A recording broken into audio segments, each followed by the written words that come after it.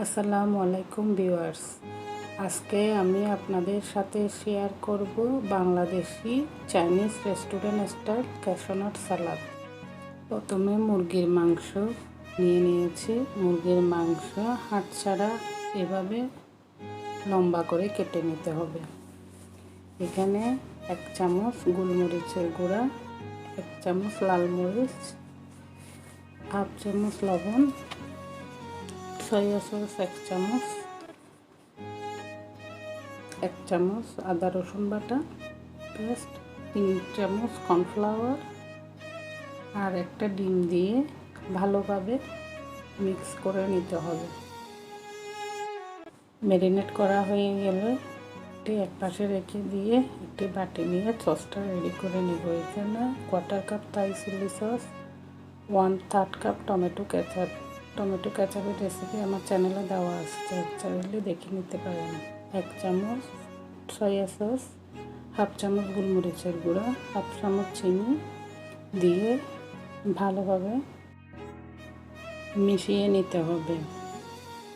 তারপর সালাদ তৈরিতে আরও লাগছে yellow capsicum, red capsicum, green capsicum, শসা কুচি, পেঁয়াজ কুচি, কাঁচামরিচ কুচি, লেবু আছে 1 কাপ পরিমাণে ক্যাশনাট। একটি কড়াই চুলায় দিয়ে তেল গরম হয়ে আসলে ক্যাশনাটগুলো দিয়ে দেব। দিয়ে হালকা আছে গোল্ডেন ব্রাউন করে বাদামগুলো ভেজে নেব।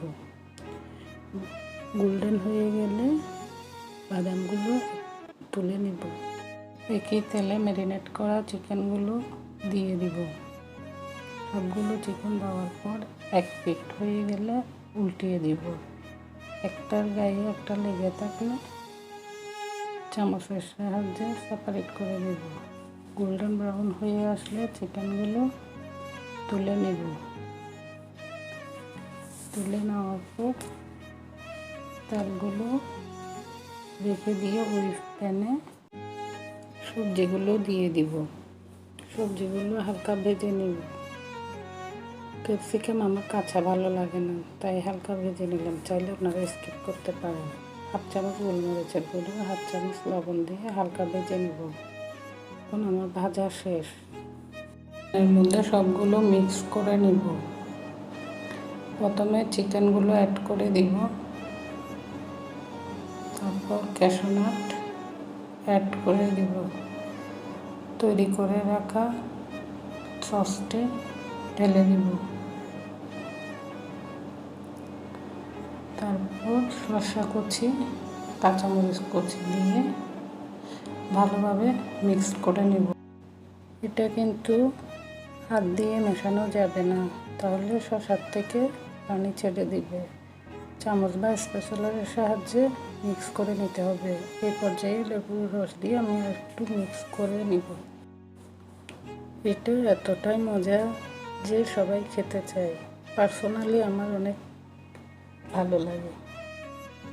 এখন সার্ভিং ডিশে নিয়ে নিব। এই ছিল আমার আজকের রেসিপি। আমার চ্যানেলটি সাবস্ক্রাইব করবেন এবং পাশে থাকা বেল আইকনটি চেপে দিবেন পরবর্তী রেসিপির আপডেট পেতে। আল্লাহ হাফেজ।